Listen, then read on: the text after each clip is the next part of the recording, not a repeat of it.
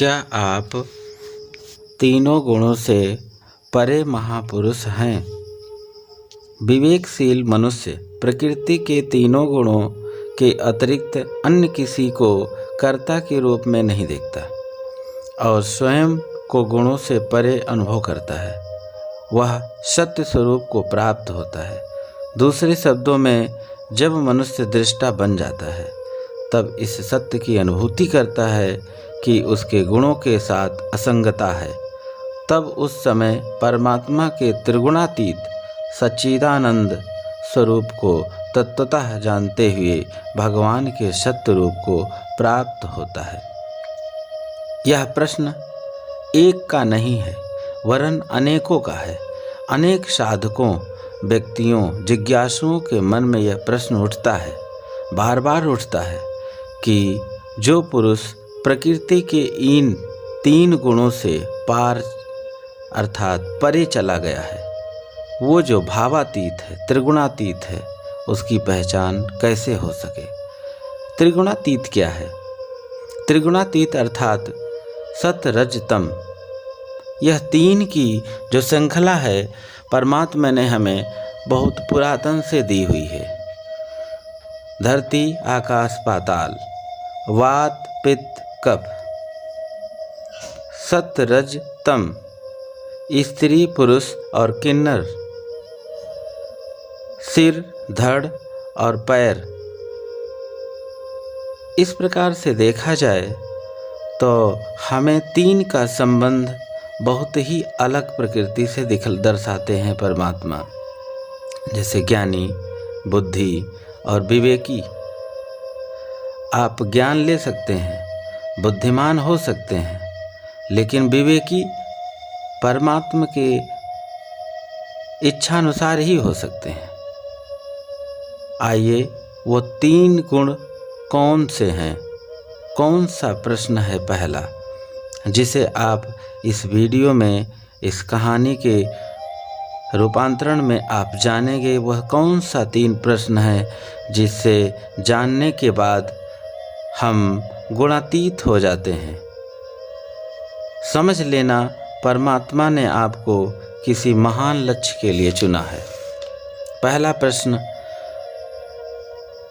जो एक त्रिगुणातीत व्यक्ति की पहचान बन जाए, वह कौन सा प्रश्न है? वह कौन सी? दूसरा प्रश्न है आचरण को लेकर, कैसा आचरण हो हमारे में जो महापुरुष बना दे। तीसरा, कौन सी जिज्ञासा हो, कौन सी जिज्ञासा हो, कौन सी चाहत हो हमारी जो मनुष्य को त्रिगुणातीत बना दे। एक एक करके समझने का प्रयत्न करते हैं। अनेक लोगों का यह भ्रम है कि जो व्यक्ति जीवन मुक्त हो जाता है, त्रिगुणातीत के बारे में जानते हैं पहले। जो व्यक्ति त्रिगुणातीत हो जाता है वह बाहर से कुछ भिन्न हो जाता है। लक्षण कहते ही उन गुणों को हैं जो बाहर से गिनाए जा सकते हैं। ऐसा पूछने का एक कारण यह है कि हमने इस संसार का वर्गीकरण इस आधार पर किया जिससे हम देख सुन पाते हैं। इसलिए लोग रंग, वर्ण, गोरे, काले, शारीरिक बल, लिंग, छोटे बड़े आधारों पर बंट गए। क्योंकि परमात्मा ने हमें आंतरिक और बाहरी दो लक्षण प्रकट किए हैं, जिनके आधार पर हम जांचने या मापने का प्रयत्न करते हैं। पहला आंतरिक और दूसरा बाह्य।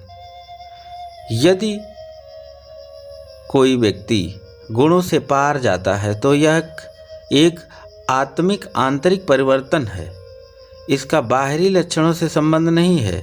यदि कोई आंतरिक शांति को प्राप्त करता है तो वह कौन सा बाह्य लक्षण उसकी पुष्टि करता है? इस प्रकार यह सच है कि त्रिगुणातीत व्यक्ति के बाहरी लक्षण बहुत ज़्यादा भिन्न नहीं होते, बल्कि कई मानों में तो वह और भी ज़्यादा साधारण होता है, जिसकी जिज्ञासा के क्रम में और दूसरा, हम जिज्ञासा के क्रम में दूसरा प्रश्न के उत्तर हम जानेंगे कैसा होता है कि उस त्रिगुणातीत व्यक्ति का आचरण कैसा होता है। आचरण व्यक्ति आंतरिक रूपांतरण की अभिव्यक्ति करता है। बाहर के लक्षण तो महापुरुष के साधारण ही रहते हैं, परंतु उनके गुण, कर्म, स्वभाव, आचरण में महानता, दिव्यता, भगवता परिलक्षित होती है। कई लोग बाहर के साधारणता से भ्रमित हो बैठते हैं। ये सोचने लगते हैं कि इस व्यक्ति में तो कुछ भी विशेष दृष्टिगोचर नहीं हो रहा है, पर सत्य यह है कि महापुरुष के जीवन की असाधारणता उनके बाह्य आचरण से नहीं वरन आंतरिक गुणों और आचरण से प्रकट होती है।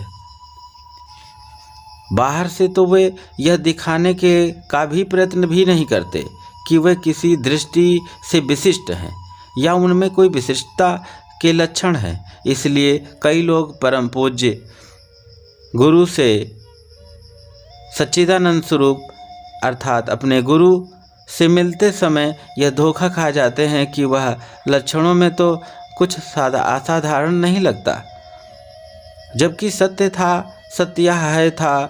यह था कि पूज्य गुरु अलौकिक आंतरिक रूपांतरण के कारण थी।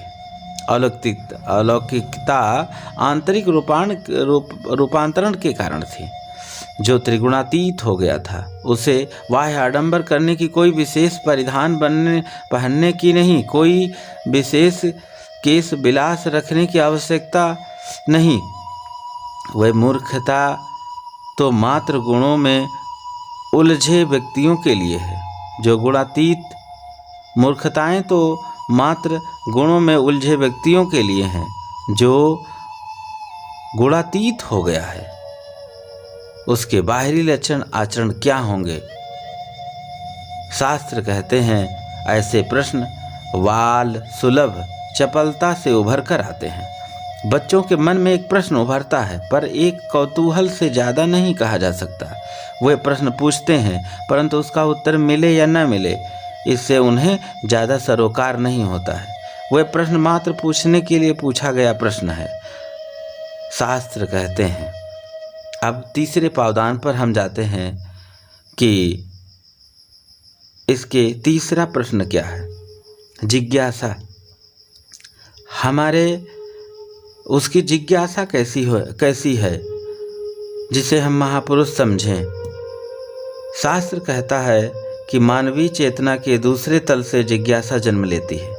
जिज्ञासा माने वे प्रश्न जिसका उत्तर जानने की इच्छा हो, परंतु अभी यह प्रश्न जन्म मरण का प्रश्न बन सका है, अर्थात ऐसा प्रश्न ना बन सका हो कि यदि उसका उत्तर ना मिले तो व्यक्ति के लिए जीवन ही संभव ना हो। जो व्यक्ति गुणातीत हो गया है उसके अंतस में अनुकूल परिस्थितियां बनी रहे, प्रतिकूल चली जाएं, ऐसी इच्छा नहीं पनपती। उसके कारण उसके अंतःकरण में वृत्तियां आती जाती हैं। वह स्वयं उनसे निर्लिप्त व निर्विकार रहता है। व्यक्तियों के वृत्तियों का संबंध प्रकृति से है और वह उसके गुणों के कारण बनती व बिगड़ती हैं, जबकि हमारा संबंध परमात्मा के साथ है। जब व्यक्ति त्रिगुणातीत को अर्थात सतरजतम से परे हो, प्रकृति के गुणों से पार जाकर परमात्मा के सत्स्वरूप से एकाकार हो जाता है, तो उसके मन में इससे ना तो अनुकूल और ना ही प्रतिकूल भाव जन्म लेता है। ऐसा तभी संभव है जब मनुष्य एक आंतरिक एवं अस्थायी परिवर्तन उसके अंदर घटित हो जाए। लक्षण बाहरी होते हैं और असली बात तो भीतर होती है। जैसे बाहर से बार बार अभ्यास दिलाकर यदि कोई परिवर्तन थोप दिया जाए तो परिवर्तन व्यक्तित्व का अंग नहीं बन जाता। आज के वैज्ञानिक तरीकों से व्यक्ति के हार्मोन्स, अंदर के केमिकल्स बदल पाना संभव है, पर ऐसा कर देने से वह व्यक्ति त्रिगुणातीत नहीं हो जाता। ब्रह्मचर्य का भाव या वह आंतरिक स्थिरता का भाव साक्षी भाव से आता है और साक्षी भाव आंतरिक तदात्म के समाप्त हो जाने से उपजता है। वह आंतरिक तदात्म राग व द्वेष के कारण पनपता है। जैसे ही व्यक्ति राग द्वेष से मुक्त होकर निर्विकार होकर साक्षी भाव से कर्म करता है तो उसके व्यक्तित्व के भीतर एक जागरूकता, निर्मलता का भाव महसूस किया जा सकता है और इस भाव को ही प्रकाश कहकर पुकारते हैं। वह कहते हैं कि राग द्वेष से मुक्त पुरुष के शरीर, इंद्रिय एवं अंतःकरण में एक विशिष्ट निर्मलता, प्रकाशता उत्पन्न होती है। सत्वगुण के प्रभाव से उपजी इस प्रकाश वृत्ति का यदि उसमें स्वतः ही प्रादुर्भाव हो जाता है तो भी उसके ऊपर इसका कोई प्रभाव नहीं पड़ता। जिस प्रकार देखा जाए गुणों से पार गया मनुष्य सतोगुण के कार्य रूप प्रकाश को प्राप्त करता है, रजोगुण के कार्य रूप प्रवृत्ति को और तथा तमोगुण के कार्य रूप मोह को। प्रवृत्त होने पर ना तो उन्हें बुरा समझता है और ना ही उसकी निवृत्ति पर उसकी आकांक्षा करता है।